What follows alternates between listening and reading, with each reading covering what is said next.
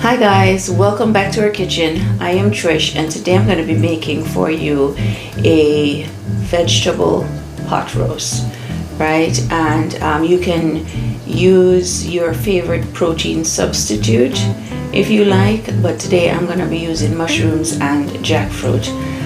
It's very easy and it should be ingredients that we all have in our kitchen. If this is your first time joining us, thank you for joining, and I hope that you'll choose to subscribe. And remember to like, share, and subscribe, and also to hit the notification bell if you have subscribed.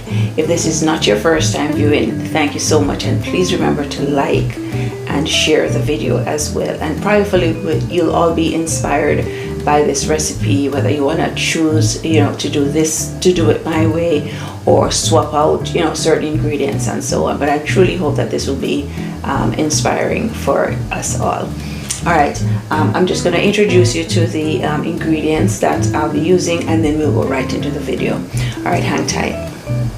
Okay guys, so for the veggies, we'll be using, because it's a savory sweet sauce or pot roast that I'll be making, I'm going to be using rosemary and some sage. All right, and to make it nice and sweet, I'm going to be using a couple of different sweets. I'll be using the stokes, right, which is a purple flesh sweet, and the white flesh sweet. All right, and these are what we got from the garden. They have been cured for about 2 weeks, so they should be nice and sweet. And I'll be adding some sweet peas. That's also going to add to the sweetness. I'll be adding some carrots. Carrots do get sweet after they have been roasted. And then I'm going to also be adding some radishes, a couple of radishes. All right, and that's for the veggies that's going to be in our pot roast. All right. Okay, so up next is the hummus. I'm going to be spreading the roasted root veggies from what I just showed you on a spread of hummus, right? And so I do not have tahini on hand, so I'm going to be using yogurt instead. And so I'm going to be using half of this lemon, a whole bulb of garlic, some cumin, and a can of garbanzo beans, and that's for the hummus. Okay. All right, so over here we have the main, happening. And so this is where we're going to be adding all the flavor and stuff, right? So here I have a mix of mushrooms. I have baby bella, shiitake, oyster slice mushrooms, all right? And this is about 4 ounces. I also have a can of jackfruit, and this is the Trader Joe's brand, and it's been sitting in brine. Okay, I'm going to be using a half of a large red onion, some organic adobo, some olive oil, some ketchup, paprika, salt. I can't decide whether I want to use molasses yet or some date sugar, right? You can use these, or you can use browning if that's what you have, Maggi if that's what you have, anything that's gonna give it a nice brown caramel color, right? I'm gonna be using some vegetable stock. I'm also gonna be using this ingredients. I don't use it a whole lot, but I do use it in this ingredient. I do use this ingredient in this recipe because it does kick it up a notch. It's Marmite. It's popular referred to as a vegan supplement for vitamin B12. It's rich in B vitamins, and it's a vegan spread. A lot of people usually use it on toast. Let me get my glasses on so I can tell you the ingredients. Okay, so what's in here? We have it's a yeast extract spread fortified with B vitamins, and the ingredients are the yeast extract, first of all, contains barley, wheat, oats, and rye. All right, and those are all in brackets. Then you have salt, vegetable juice concentrate, vitamins such as thiamine, riboflavin, niacin, vitamin B12, and folic acid. Then you have natural flavoring, which contains celery. And that's it for the ingredients. I'm not too bothered by the ingredients, and plus it does kick the flavor up a notch. All right, so I'm going to be using like a 1/8 of a teaspoon of this. Also going to be using some garlic. All right, so I think we have everything covered. Let's get right into the prep. Okay guys, so here I am prepping my radishes, cutting them into halves, but you can also cook them whole. They're small enough to cook up for the time we're going to have them in the oven for. And I'm also preparing my carrots, and now I'm cutting up my stokes, sweets,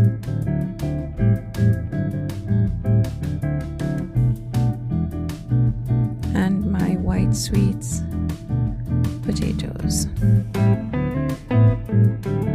You can also add turnips if you want. Any root vegetable can be used here actually. Now I'm adding my sage, and I did remove the leaves from the stem of the rosemary, chopping it and putting it on here to add extra fiber. You can also just add the rosemary on the stem in there if you like. Now I'm roasting up a whole head of garlic in my air fryer. I put it at the highest temperature for about 20 minutes. Now I am caramelizing, or trying to caramelize, some onions. This is where all the taste and flavor is going to come from for the jackfruit. Allow it to caramelize for a while. That should be enough. Then I added my garlic, allowed it to cook for a little bit.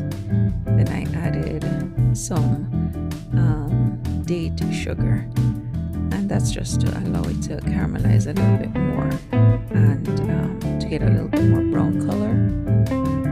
Then I added my jackfruit. As you can see, there are some big pieces in there. I went ahead and I cut them into bite-sized pieces, and then I'm trying to infuse the jackfruit with all this onion and garlic, and get some color on it with the date sugar. Now I'm adding a little paprika, a little pinch of celery seeds, and a sprinkle of fennel, crushed fennel seeds. And I just added a little bit of crushed coriander seeds and crushed black cumin seeds. Now I'm adding some organic adobo.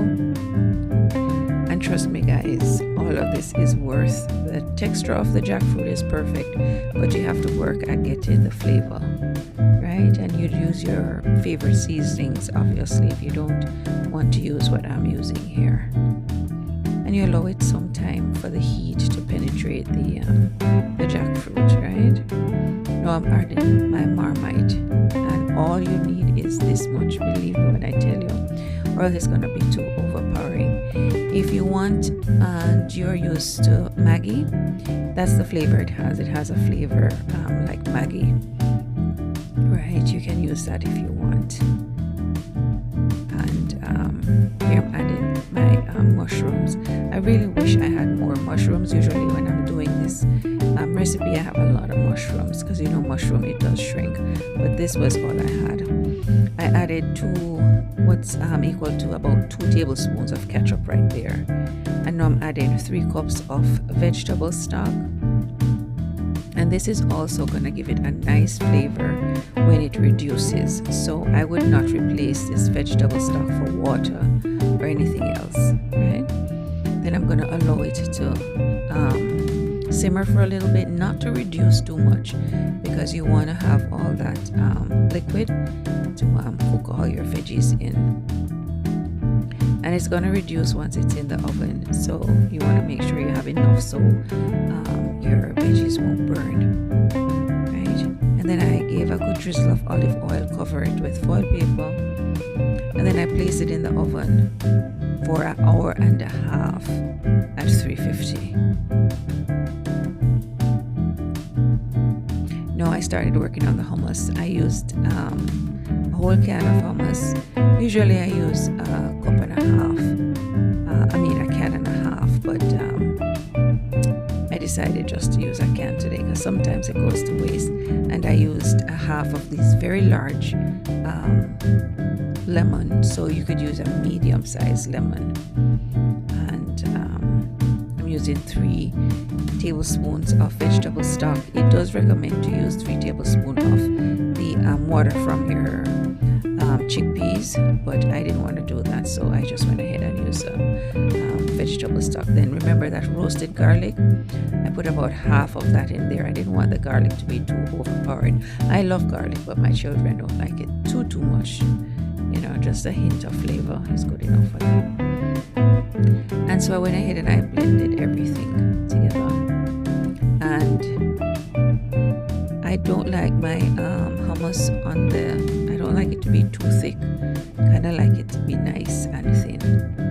But if you find that this is too thin for you, you can add a little bit more chickpea or a little bit more yogurt.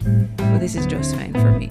And surprisingly, as it sits, it thickens. I'm not sure if it's because, you know, the starch in the garbanzo bean absorbs the water, the liquid, but it does thicken as it sits. So now our veggies are all done, or veggie pot roast, if there's such a thing. And everything is nice and tender. It smells so good, you guys. The rosemary and the sage really, and the marmite, yeah, makes it all comes together. Then I seal all of that flavor in with a drizzle of olive oil again. So now I'm serving it up on a bed of as you can see, it thickened, right? You can see where the hummus thickened. And I did have some collard greens cooking on the side there. I put a serving of that in my plate. And here's the finished dish.